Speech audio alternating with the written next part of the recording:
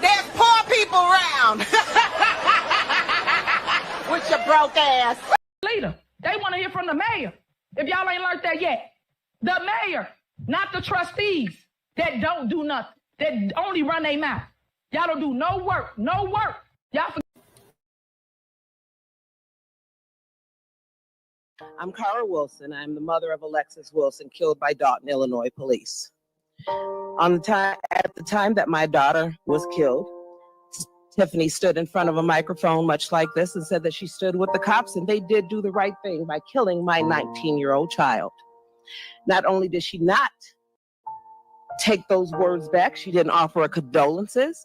She's never said anything.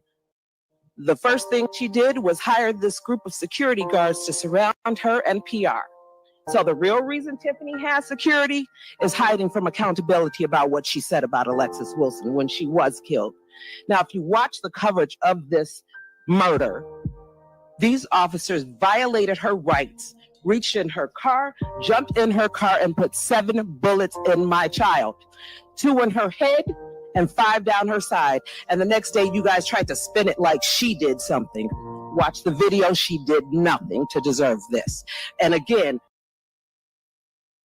last time they brought up Alexis, she's doing what she does now. Look this way, look that way, every way, but at the person talking.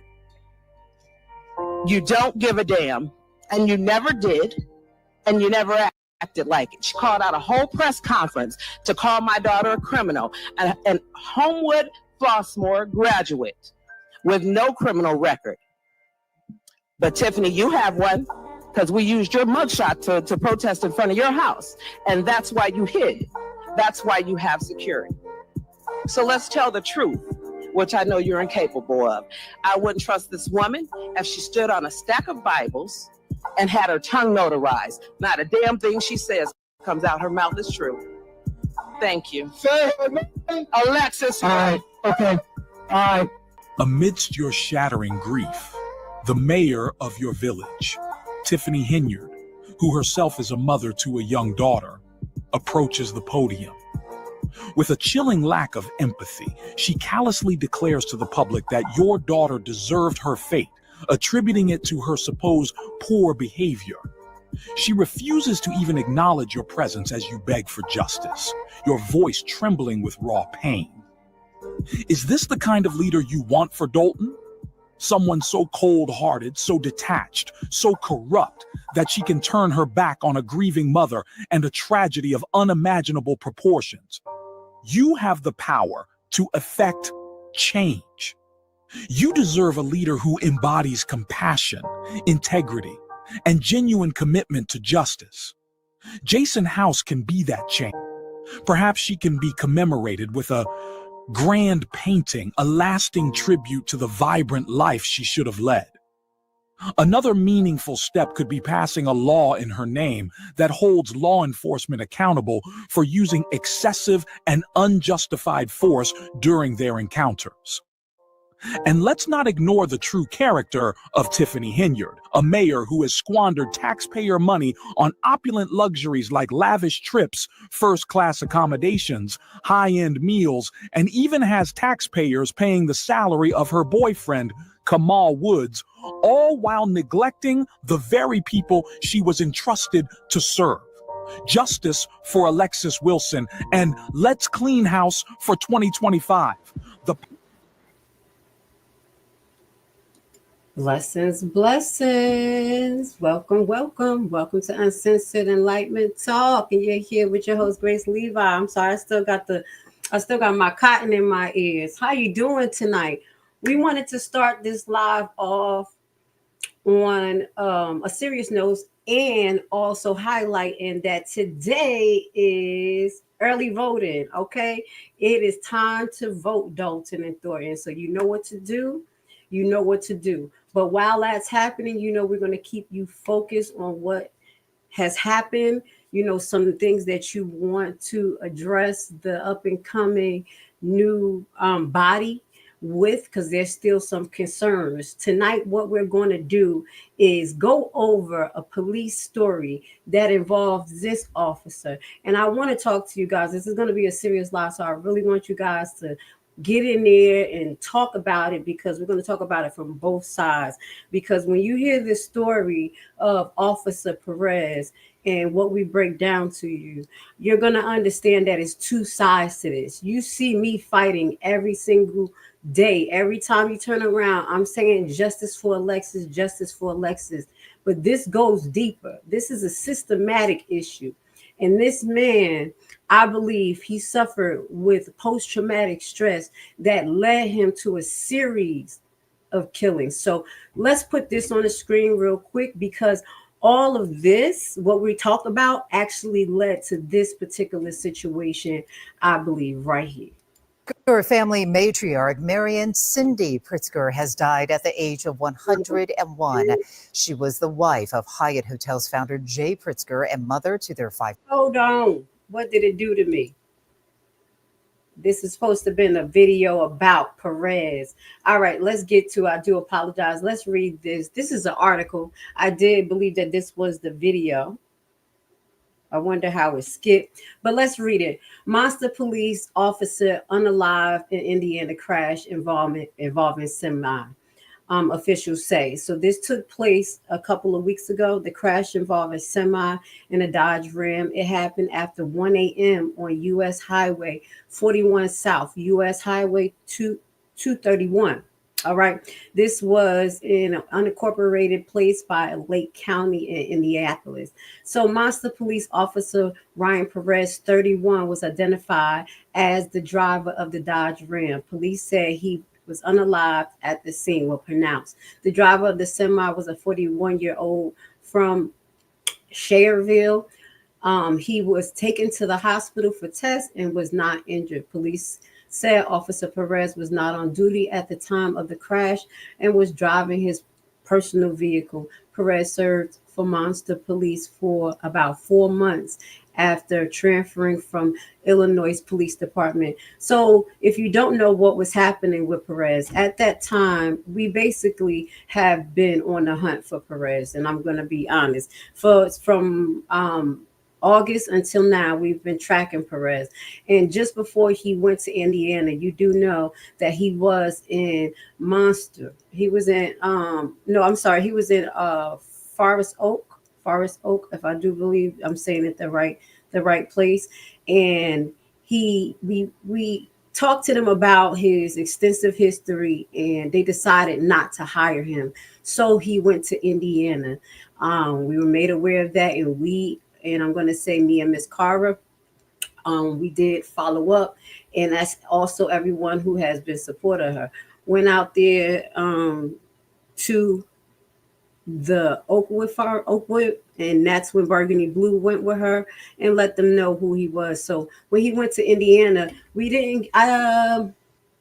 Okay, yes, she did go to Indiana. I'm trying to remember. She went to Indiana as well, and at that time, they still hire him. Okay, he was hired, but he was not actively working. Just before this incident happened, about 2 weeks prior, I did call and to find out if he was actively working in Indiana, and I was made aware via public records that he didn't complete his excessive force modules, and another module he was supposed to complete. I think that Indiana Munster, they did that, and I guess to protect themselves, because they went on and hired him. So he was not actively working as far as the article, and that particular situation that we showed you took place. Now, I'm bringing this up because I want you guys to know that we did not pursue him for that particular outcome, but we pursued him for justice. And we're going to leave it at that. But I will say, I do believe that the system did fail Officer Perez as well as they failed Alexis and Miss Cara, and they continue to fail the Dolton Police Department as well. So this is a case that took place. It actually was settled in 2022. 2022. Well, wasn't. It was dismissed in 2022. But it took place actually in 2000, I believe, in 16, if I'm not mistaken. No, I do apologize, 18. And in this particular situation, Officer Perez was involved in a basic traffic stop. No, actually, it was not. It was a car accident. And they suspected that the driver was drunk. This situation started from a basic drunken driving situation and escalated into something that was really horrendous. So I want to go over this with you guys. And I want you to get in the comments and tell me, because we're going to have to take ourselves out of the position of just being the general public. Because as I told you, we do know officers. I know officers. My uncle was a federal agent. My cousin was an officer in Haiti. So obviously you see that type of stuff goes through my bloodline. So I do understand. But I believe that it was a series of situations that took him there. And these were one of the first situations before I believe he became emboldened. Okay.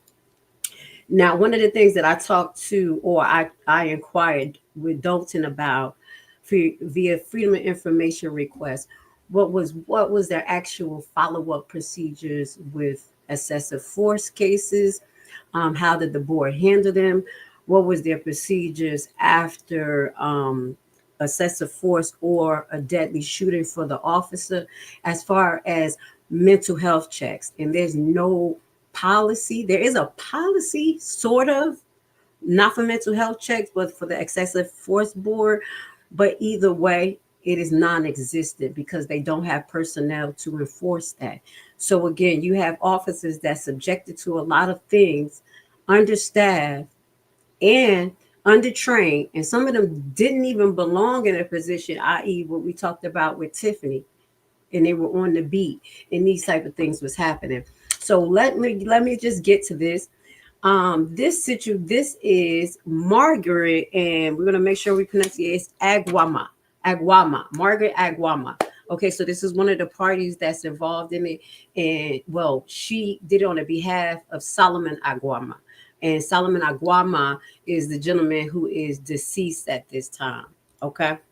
So we're not going to get into the judge's opinion real quick. We're going to get straight to what happened.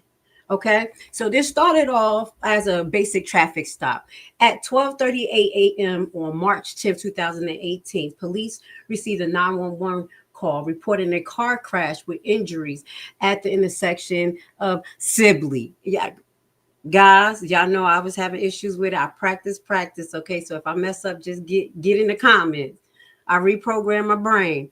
In the intersection of Sibley Boulevard and Cottage Grove Avenue in Dolton, Illinois. Responding to the scene within minutes, Dolton police officers encountered two vehicles that had sustained tremendous damage. So it's tremendous damage.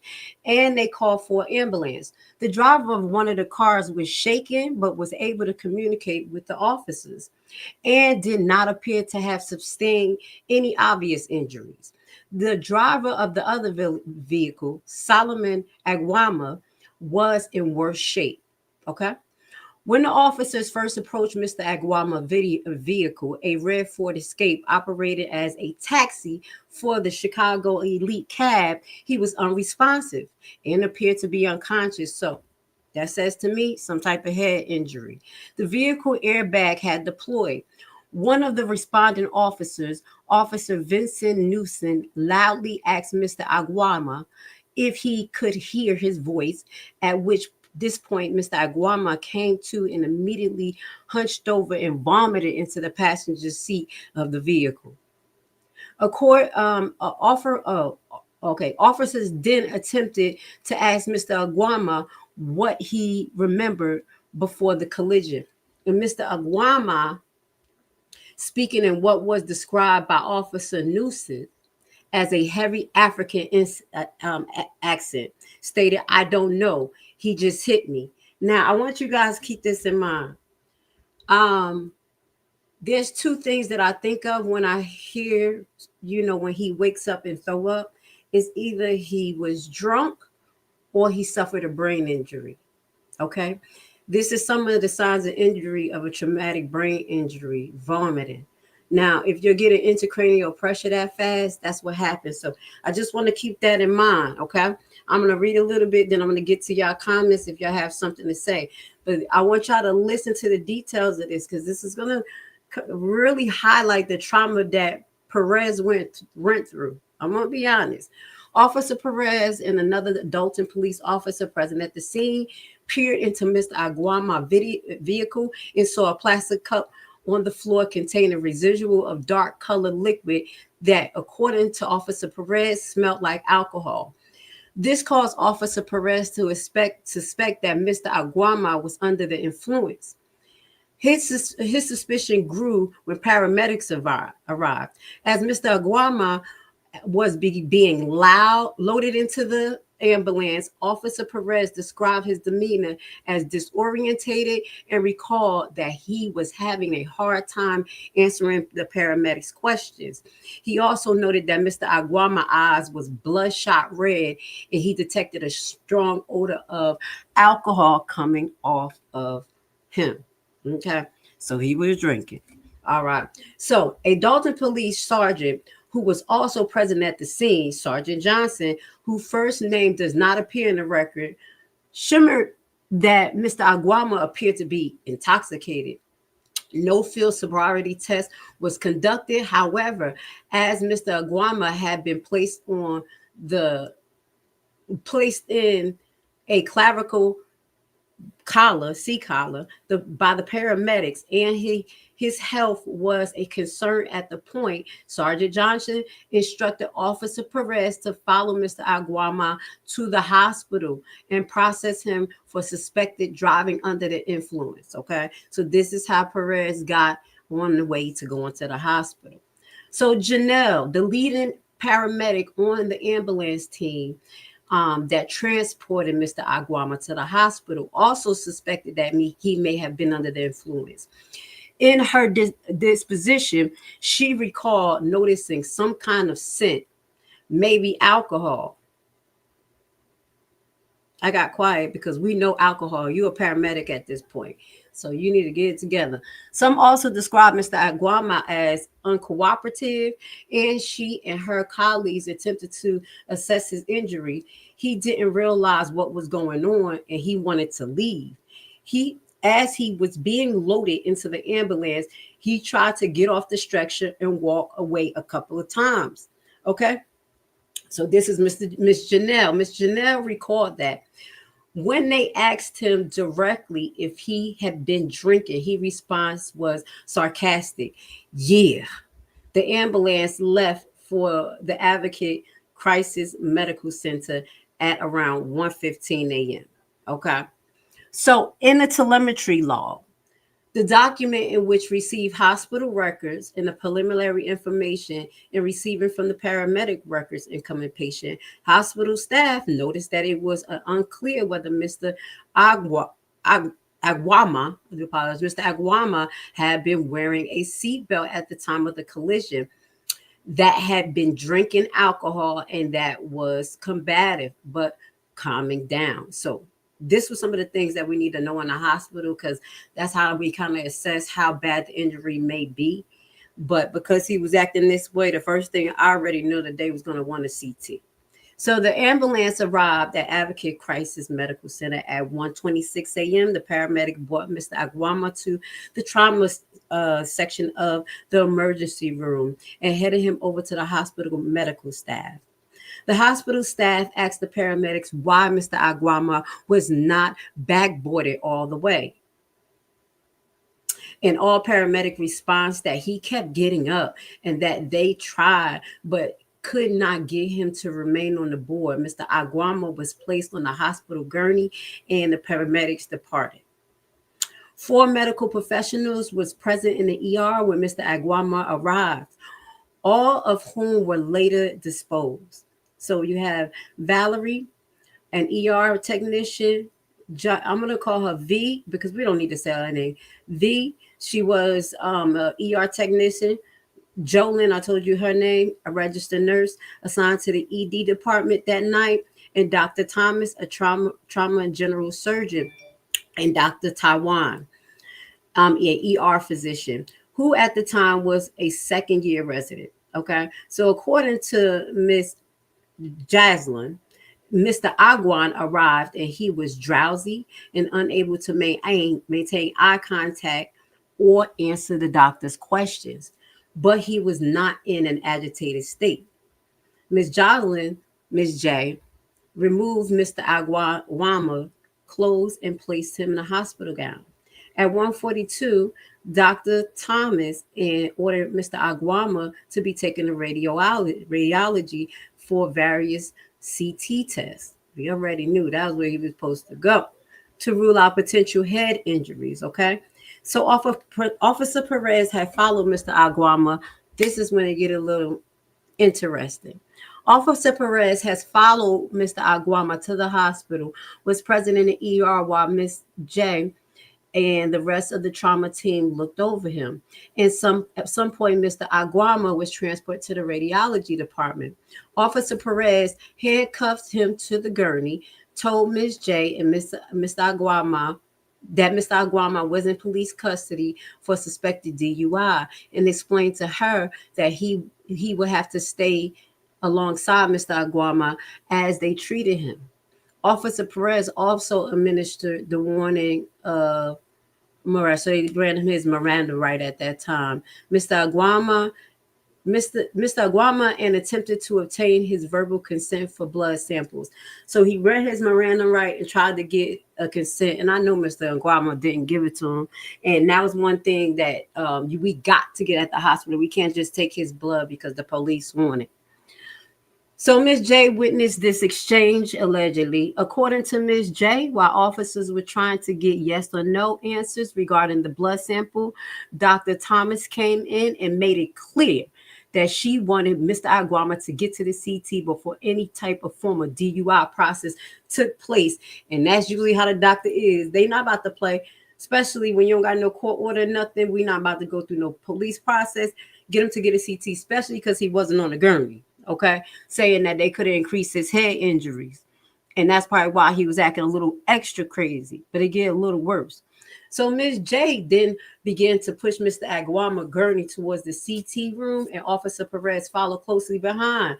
During the walk, which lasted about a minute, Ms. J called that Mr. Agwama was calm. She said he was calm. All right. So the altercation in the CT room. This is when things got a little bit ugly. All right. So Officer Perez uncuffed Mr. Agwama in the CT room. He then left Mr. Agwama and Ms. J alone next to the scanner and stepped into the adjacent viewing room where he could continue to observe what was going on through the window. Because you can't have handcuffs or metal things in there such as that. Also, it'll cause major issue. And if it was the MRI works like a magnet, but then like certain objects could cause a short to the CT and mess up the image. Also in the viewing room was the CT technologist named Tariq. Okay, so Mr. Tariq operated the scanner control panel, and from where he sat, could see the entire CT scan room. So he was on the outside looking. So Mr. Tariq first observed Mr. Agwama begin being wheeled into the position next to the scanner. He recalled him being perfectly calm. The CT machine that the medical staff plan on using was one that often used for pediatric patients. All right. Why would they put a grown man in a pediatric one? Okay. While it was the same size as the typical CT machine, the ring around the tube where the patients entered the machine was painted with monkey faces. Oh. Ms. J prepared Mr. Agwama for his scan. She was assisting in the task by the CT technician, and Dr. Thomas is described as well. Mr. Agwama also was calm, quiet when he first arrived for the CT scan. His first impression was that Mr. Agwama was a cooperative patient. Ms. J, Mr. Agwama, Dr. O'Daniels were the only people in the CT room at that time. As Miss J and Dr. O'Daniel, Mr. O'Daniel's attempt to transfer Mr. Awama from the hospital gurney onto the CT bed, Mr. Awama appeared to be startled, like he woke up, and his demeanor shifted. He stepped off the gurney and repeatedly asked Miss J, "Where is his clothes?" Miss J sternly directed Mr. Awama to get back on the gurney, but he did not comply. He then ripped off his cervical collar and tossed it on the floor. Miss J recalled that he became combative and made it clear to her that he wanted to leave the room. Miss J testified that at this point, she became concerned about her personal safety. She explained in her disposition that she remembered Mr. O'Delly calling Officer Perez back in the room to help to deal with Mr. Awama. But she acknowledged that it was possible she was one of the one who called Officer back in the room. They both was calling for help. Okay, things started to light up here. Now imagine yourself being an officer, most likely a rookie too. He started in 2026, but the last gentleman was the first one. Okay, was the first gentleman that actually Officer Perez unalived. Okay, which was Dante Johnson. And we read that to you. And this is the second one. Okay. He's the second person. This is the second person that he's involved in this person being unalive. All right. So they both called him back in to help. And he said, okay, let's get it. Ms. J testified that at this point, she became concerned for her safety. Okay. Mr. Awama. Hold on. Okay, so she says she don't know if she acknowledged that she called Officer back for assistance. According to Officer Perez, Miss J looked at him at the moment with a scared look on her face, like, "Come help me." I bet you she did. Observe Mr. Awama suddenly shift in demeanor from the viewing point, and Mr. Thomas also recalled feeling fearful for the safety of those around him. That's the doctor.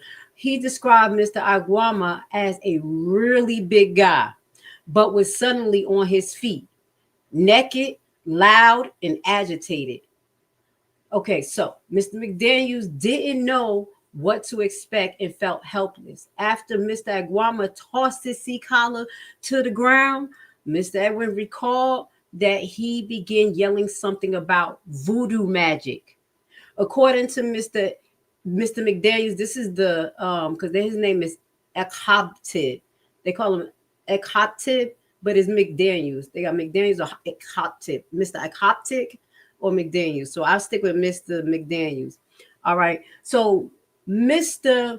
Awama was pointing at everyone in the room and saying, "I'll put voodoo on you," or something like that. Other witnesses also recall Mr. Awama referencing to voodoo at that moment. All right. So what do you think just right there at this point is going through Officer Perez's head, is going through everybody's head inside of this hospital at this point? And I'm going to tell you, I understand by being in situations similar, not like this. No, that's a lie. The person never end up dead in the end, but there were times that we had to call security and have them hold people down while we gave ejections because they was ready to fight everybody, ready just to knock everybody's heads off. So it's a really traumatic event. And that's why I have an understanding and sympathy for what Mr. Perez went through and what the other officers go through that's not being looked at as well and being underpaid. Because this shit do cause post-traumatic stress. I don't want to go back to nursing because of shit like this and it not being handled right. And if the person would have died with me being in a room like this, I would have quit nursing a long time ago. I would have told you this. So this right here, I believe took place under Dolton, and I believe it was not addressed. Okay, let's keep going. So you got naked man yelling voodoo, talking about, "I'm gonna put voodoo on y'all." Everybody, they losing control of the whole situation. Now, this is when it turns up. It turns up. Officer Perez entered the CT scan room in a matter of seconds. and ordered Mr. Awama to get back on a gurney. According to Officer Perez's own testimony, Mr. Awama ignored his verbal command to get back on the cart. He attempted to get he said he attempted to get handcuffed back on Mr. Awama. Mr. Awama pulled away from the officer, at which point Officer Perez threatened to tase Mr. Awama if he did not comply. Mr. Awama did not comply. Officer Perez then discharged his taser towards Mr. Awama in driving stun mode. So we talked about that stun gun thing prior, okay? We're not going to get in detail. But at this time, I think it's warranted because this man is a little bit bonkers. So Mr. O'Delly and Mr. Habted recollections were similar to Officer Perez, according to Mr. O'Delly. Next thing I knew, the officer came in demanding the patient calm down. The patient did not calm down. The officer threatened him with the taser, and it went from there.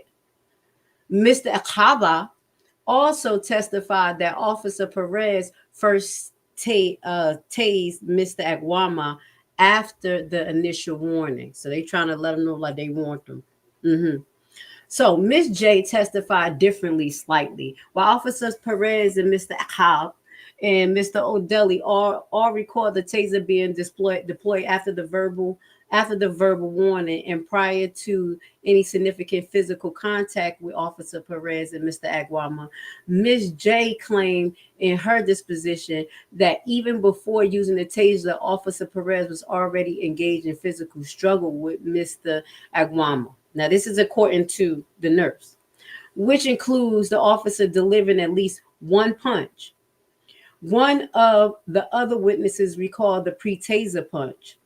So it seemed like a tussle happened before the taser. Okay. So another difference is that Miss J directly remembers that Mr. Awama advanced towards Officer Perez as soon as the officers re-entered the room and ordered him to back on the cart. She recalled Mr. Awama fast-paced walking towards Officer Perez in a confrontational manner. Whatever story is true right now, this is a wild story. Okay?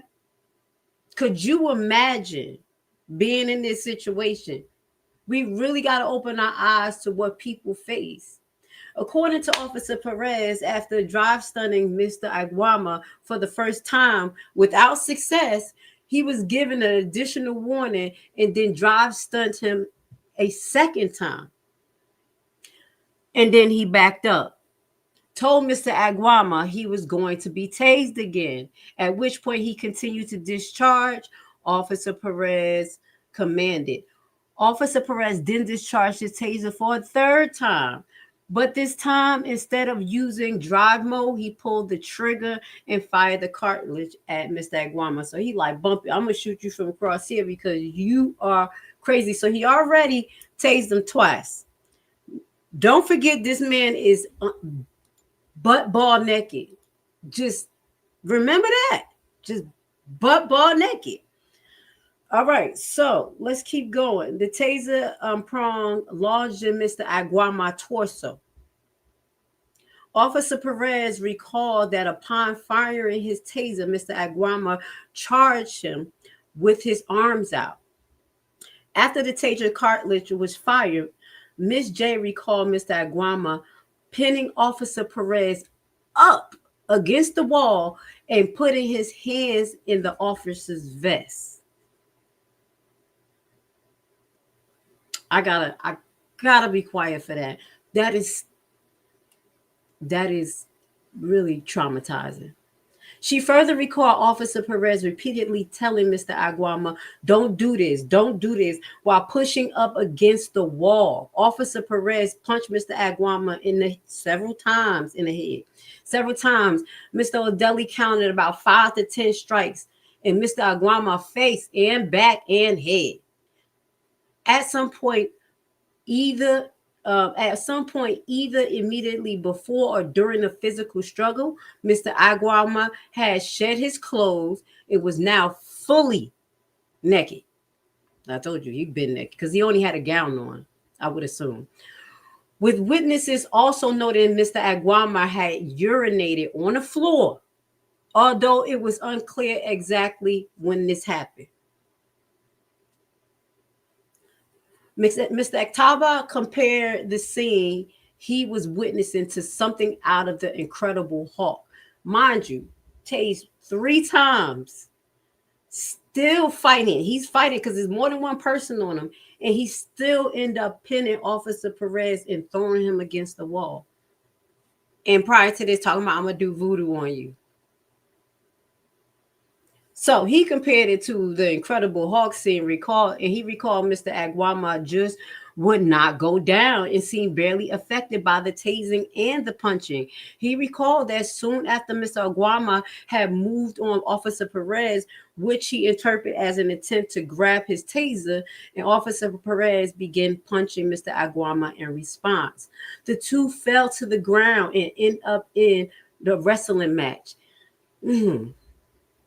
Y'all know what's on the floor, right? He speculated that it's possibly that's how they slipped on Mr. Awama urine. Miss J recalls security who arrived shortly after the two hit the floor.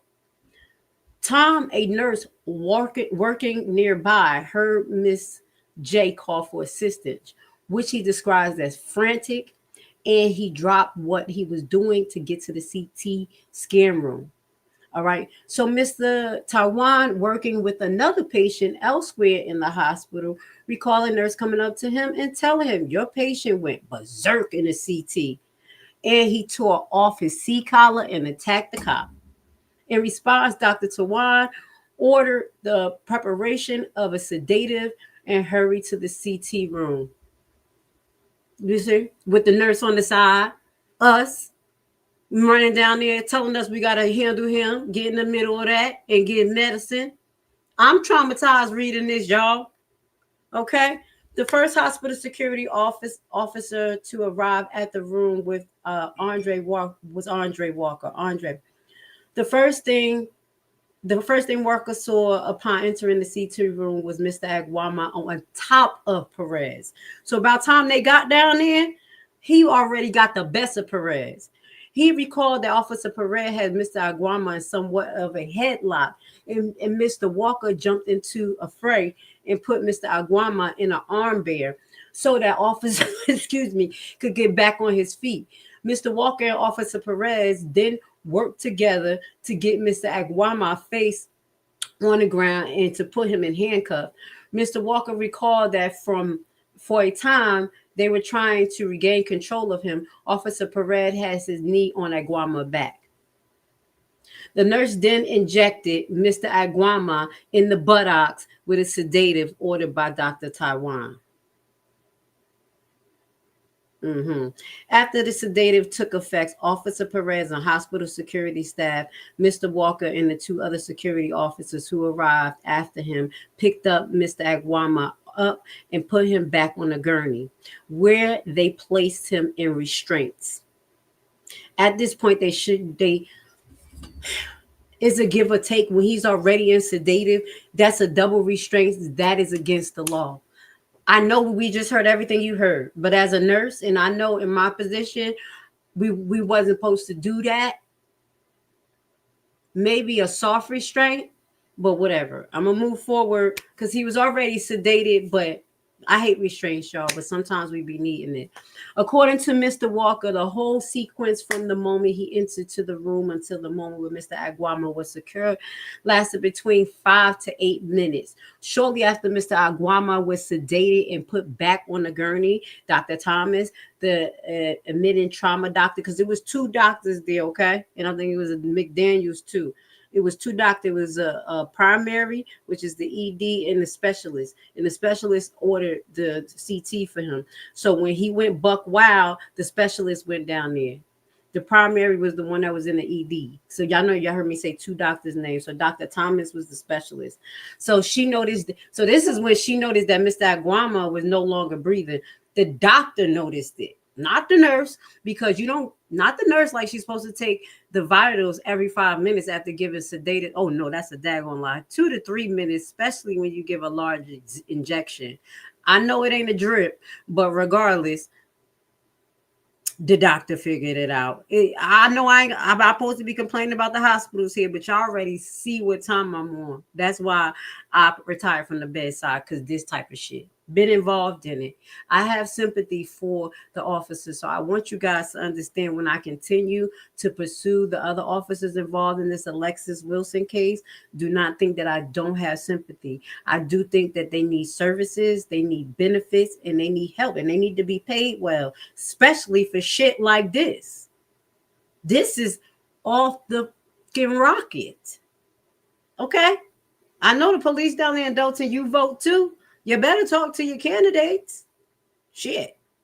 You suffering, because this right here is crazy. So basically what happens, they picked him up on a gurney, and the doctor realized that he was not breathing.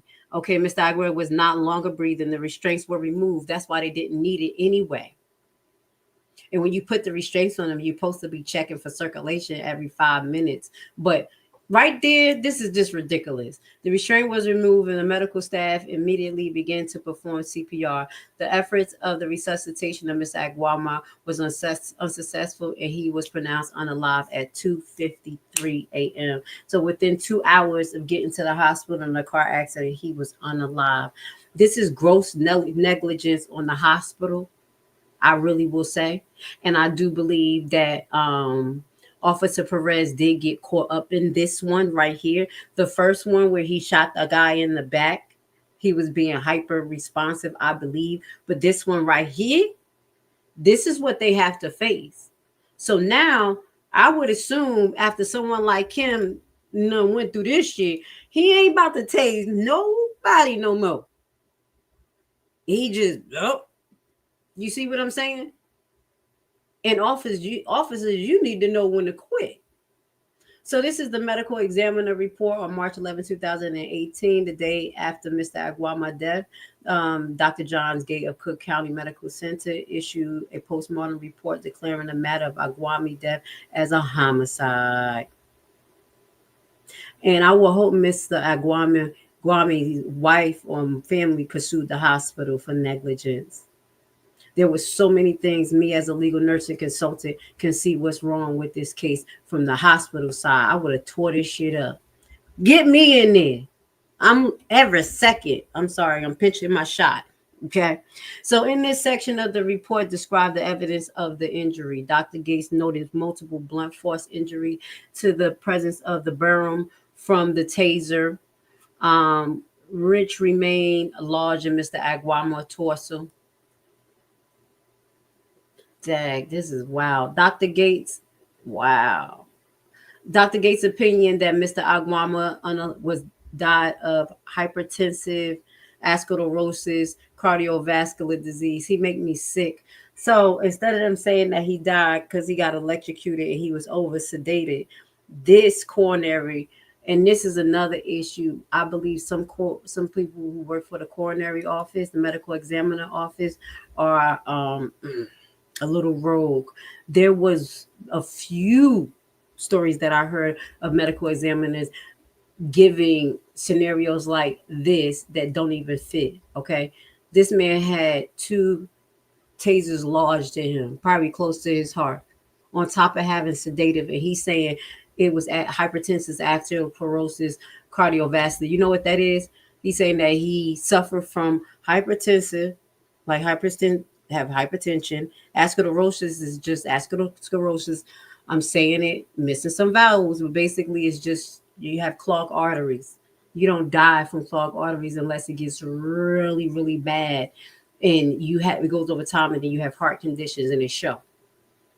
And he's saying that this, along with stress,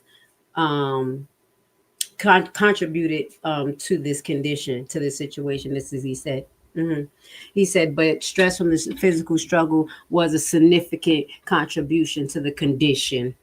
So they saying that this young man had heart issues. Okay.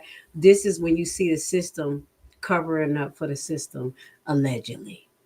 So the cause of Mr. Awami's death, Mr. Gates explained, was multifactorial. The temporal relationship between the physical struggle and the descendant became unresponsive, indicating interplaying between the body's psychological response to stress and the underlying heart disease identified at the autopsy. Okay, at least he's putting two and two together. According to the attached toxicology, Mr. Awami had a blood alcohol concentration of 0.194 per 1,000 mLs, over twice the legal limit for operating the vehicle. So he was drunk. Okay. So the expert witness. Now, this in this case, we're gonna go over what was the judge's opinion, because Mr. Awami family did not win. So the expert witness right here says Dr. Peters reached for all four overall conclusion. The Village of Dolton Police Department training practices on the proper use of the taser gun fell below national standards, as they did not include competency-based testing components. Okay, you see what I'm saying? Officer Perez failed to follow either proper taser usage standards or Dolton Police Department policies when he decided to use his taser first in drive stun mode, which is also known to produce a neurological incapacitation. So basically, they said that drive stun mode, because we went into that before, it could cause the person to get more mad. They said it could actually cause them to get more mad. Go look it up. Officer Perez likewise failed to follow the proper taser usage standard when, after unsuccessfully discharging the taser in drive stun mode, he fired the taser cartridge at Mr. Awami's chest area. You see what I'm saying? That's why I said it could have had something to do with a heart attack. Officer Perez, the fourth reason is Officer Perez's decision not to handcuff Mr. Awami's wrist is in front of him prior to the CT fell below national handcuff standards. Now, CT is not magnetic, but I don't know what type of CT machine it is, as far as if the picture could have got obscured, because they were doing a head CT, but his hands was below. So I will go with that Perez should have kept the handcuffs on him, because it wasn't an MRI machine. MRI machines are magnetic. But I'm thinking maybe obstruction, excursion. I don't know why he took it off, but he took it off. Rookie move, okay? So at his disposition, Dr. Peters answered yes when asking if the manner of sequence in which Officer Perez used his taser needless endangered Mr. Awama. He also explained that the proposal of the dry stun mode is not incapacitation, but pain compliance. Stun drive, according to Dr. Peters, seldomly calm a situation. They are known in the industry to just make people angry. For this reason, his opinion was that drive stun Mr. Awama was exactly the wrong response to this violent situation Mr. Perez found himself in. So inadequate training played a big role in this as well. Him just discharging the weapon wrong caused this man to even act up even more, highlighting that he has some aspects of voodoo in him. Y'all don't fuck around. They get a spirit on in them, it's like, rah. That's something we'll talk about in our other lives. It's nothing to play around with. So you got alcohol, head injury, voodoo, all types of stuff going on in here. And here we get down to it. They say that he was not trained properly.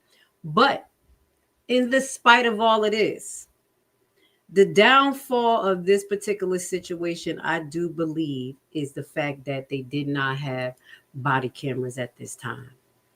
They just most recently got body cameras in Dolton, and we'll go to that clip. Those body cameras were enacted at the time that Officer Collins was the sergeant. And they started by 2022 or so. No, sorry, I do apologize. 2021, right at the beginning.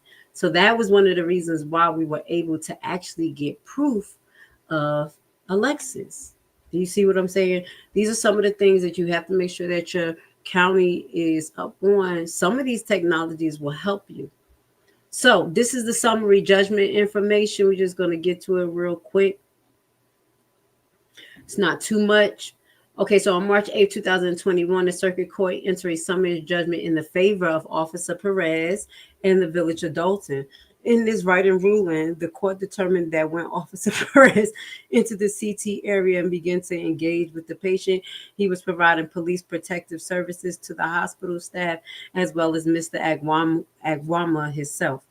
All right. He said the court reasoning that this type of protective action was premisely the type of conduct anticipated by the section 4-10. According to the circuit court conclusion that the defendant were entitled to a summary judgment as a matter of law under 4-102. The court did not analyze of which there was a failure to provide police protective services or whatever, or whether any such failure contributed to the alleged wrongful death. So he was in his right capacity, what he was saying. He was conducting himself lawfully because something unlawful was happening. The court found the summary judgment was also warranted under the section 2-002 because there was no issue of merit of fact as to whether Officer Perez's action rose to the level of willful and wanton.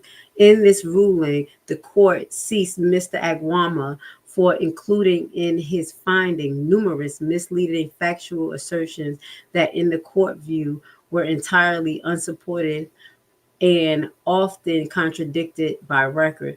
Miss Awama. So they're saying that Miss Awama was hyperinflating and saying misleading things within these proceedings, and it made the judge not like it. So you do have to be mindful when you're in a court. I don't even know how Miss Awama got to be on the stand because she was not there, but it may have been some parts. But we're going to move on. Okay.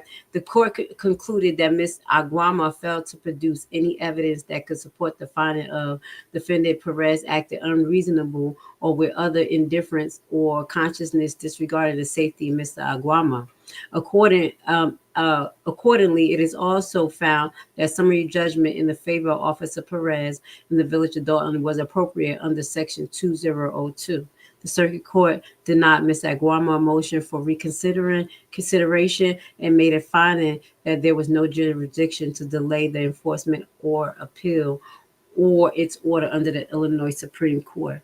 So basically, she ended up losing because there was no evidence here that he acted out of his capacity. It's real. I have to agree, except for using certain stun guns wrong, which deals with training, as well as him taking off the handcuffs, which deals with training. Okay, which deals with training. Now, I have to play devil's advocate. How would you feel if you were in that situation? I presented this story a while ago to you guys, and I think the service was really messed up. I really want you guys to hit the like button so this can get into the algorithm, because we have to have these type of conversations. It's very important for Dolton to address these issues. Not only does it affect the residents, but it also affects the officers and you guys being able to hire officers. That case took place in actually, it was filed October 2022, but as we mentioned, all of it happened in 2018. So it happened in 2018. So they had to do an investigation and all of that, I guess. And mom finally decided to file before the statute of limitation. But what that goes to say, this is something that has been happening in Dolton for a while, where officers are not trained properly, where people are losing their lives and because of disgruntled behavior. One of the things that I heard one of the candidates said is that they're going to try to re-implement the mental health program in Thornton, because that was something that Tiffany talked about but didn't follow up with, because we all need mental health services in our community. Correct protocol. There should have been 2 officers to assist the medical staff with the patient. I would have loved that. You know what? That could have been, but you know what? I have been in a lot of situations where my patients were inmates, and not directly coming from, like, I have had some that was wild and they didn't come up with hospital, they didn't come up with an officer or security. But in some situations where they have, or they come from the jail, they only have one. They have one officer there. Yep. I even had an officer tell me one time, because, okay, so let me just give you a little story. Not long, but I came in and a nurse was livid. She was like, listen, you got this patient. He's been here for 2 days. He's giving us a problem. He's an inmate. I went to take him to a seat to use the bathroom, and he didn't want to get back in the bed to be handcuffed. And she told the officer, like, hey, get him back in the bed. And the officer was like, you do it. And she said, let me tell you something. You better get up and do your damn job, or I'll take that gun off the side of your waist and I'll be the officer in here. And I was like, oh my God. She said when the patient heard that, he got his black ass on that damn bed. Excuse my language. He was like, because he knew the nurse was not playing. And when I went in there, I was like, hey, sir, how you doing? I heard you had an eventful day. He looked at me and the nurse looked at each other. I said, me and her, we sisters. We just alike. So we going to have a good day today? He's like, yeah. I looked at the office. I said, how you doing? He was like, I'm doing fine. I said, you wasn't the officer here last night, today, but you here tonight. You ready to do your job? He was like, oh, sure. I said, so if he act up, you gonna act up, right? He said, oh, I got him. You better. So only one. They protocol should be 2, most likely, but they don't. We be in damn danger, straight danger. So I wanted to talk about this because it is very important for us to look at it from both sides of the situation. I'm not just pushing for Carver to get justice here. I am pushing for residents to be safe here. I am pushing for officers to be safe here. This is very important. Today is going to be the start of your new life, Dolton. Well, the next 4 years at least. And I really hope that you guys get what you want as far as the candidate that you want, and you're able to have open line of communications with them, so you can suggest the things that you need to and continue to have these type of conversations. Now, before we get off, I don't want to throw a pity party, but I'm gonna have to put this out here because life is on life. I don't share a lot of my personal life with y'all. I really do. I share more than what I'm supposed to. Carver doesn't either. But I know if y'all have not seen this was something Carver told me about 2 weeks ago, about 10 days ago when this happened. But I did not feel like it was my place to share it, because it was not my place to share it. I gave her love. We talked about it, and I'll tell you a little bit, but this is what happened to Miss Carver a couple of weeks ago. As I told you guys, she has an autistic clinic. Before Alexis was unalive, she had 3 clinics. She went into a depression. She almost lost all of her businesses. This is one of her last businesses where she had, and she called her. They called her while she's working somewhere else to get her license done and run this business. Our employees called her and told her this was happening. So I want you guys to watch it, and then we're going to talk to you a little bit about what's going on, and then, some of the things we're thinking about, well, what I'm thinking about in Dolton, as well as some of the things me and Miss Carver talked about, just a little bit. So shout out, this is Burgundy Blue. She put this together for Carver. This is the videos of a flood happening. Like, this is so wow. This is so wow. It was a flood. Shout out to Burgundy Blue. Hey guys, today I want to talk about marked by both deep sorrow and remarkable resilience. While her tragic loss, her daughter, Alexis Wilson, she was killed by Dolton police officers in 2021. It often defines her, that sorrow defines her narrative. But it's essential to highlight her significant contributions to the community, especially through the Howard Intervention Center for Autism. Did you guys know that Kara is a seasoned speech therapist with over 25 years of experience? Kara has dedicated her life to helping children and families in need of developmental therapy. The center she founded stands as a testament to her commitment and passion, offering vital support to those affected by autism. But Kara has another test today. I am sadly reporting that her center was destroyed. It has severe water damage, and I think it's through a flood. The center has closed, and she employs many people, and she has been displaced. I'm going to share some photos, but Kara did not give up. She has been stationed in a church temporarily. Okay, hearing about the destruction of her hard work is heartbreaking, yet it underscores her strength and determination to rebuild and continue her mission. Kara's journey is a powerful reminder of the resilience of the human spirit and the importance of community support. You guys, we'll look for Kara in the comments below. She did not know I was making this video, but I wanted to see if it's any other ways we could help. And you guys, take care of yourself and each other, and let's pray for Kara Wilson.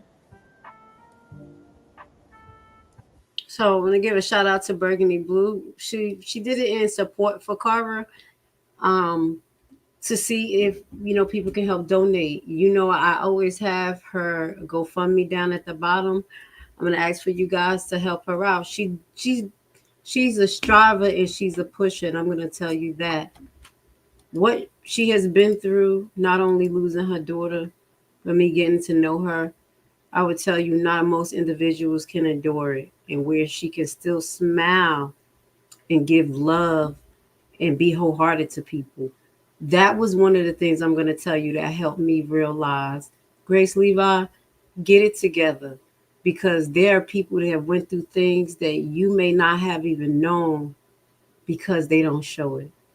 And sometimes you don't have to wear your grief on your shoulders. And that's what she do. She's pushed and she strive. So we're going to continue to keep on having this conversation so the new elected officials can know that there's still justice to be served. There's still things to be fixed in Dolton, and we're still going to keep striving.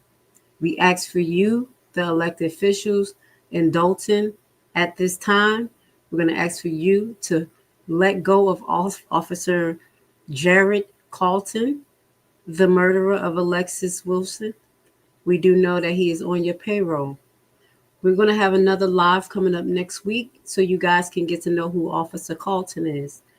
There is a minor incident that we want to share with you so you can get into his psychological view of the community and how he tried to allegedly take steps forward to get a child or children removed from a particular home in Dolton by writing a false report. So we're going to share that with you next week and continue to have these heart-to-heart conversations. Please look out for our Friday video, matter of fact, or Thursday. Thursday, we have a special video where you're going to still keep our foot on these goons' neck. So until then, I need you guys to hit the like button. I love you guys. And thank you for being here with Grace Levi. Let's put this on the screen. I could not be here breathing and be comfortable if I was really as bad as they was making it. Nobody could be around me. So for me to be this calm, I must have some kind of inner peace. And my inner peace is knowing that once everybody take the time to really see what type of person I am, you'd be surprised that I stuck around this long. I have to make the life that I do live as happy as I can and try to do the best with what I have. Live the best life I can live, be as happy as I can be. Nothing is perfect for anybody. I don't know. Boys, I swear, I think I figured it out. You know why they don't want us redneck brothers and sisters and the hood brothers and sisters getting along? You know why? Because we'd be unstoppable. I'm telling you right now, we would shut shit down.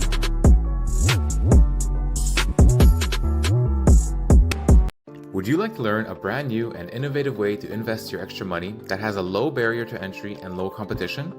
What if I told you that it is a guaranteed method to get up to 18 to 20% return on your investment?